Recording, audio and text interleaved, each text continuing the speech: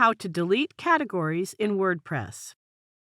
Log into your WordPress admin dashboard and you will be on this page. Navigate to Posts and then Categories in the sidebar menu. This Categories page shows a list of all existing categories on the right.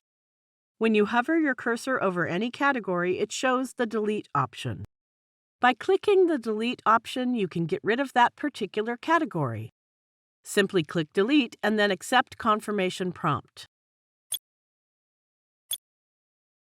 This is the one way of deleting individual categories.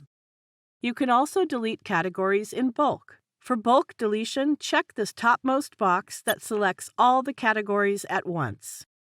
You can also uncheck the boxes for individual categories that you don't want to delete. Now go to Bulk Actions and select the Delete action. Then click the Apply button. Look at the categories list. It has deleted all the selected categories. It also displays a Categories Deleted message at the top of the page. Please keep in mind that there is no way to recover categories that you deleted in WordPress. However, you can create a new category with the same name and re-add any posts sent to the uncategorized category because of the deletion. I hope this is clear to you. Thank you for watching.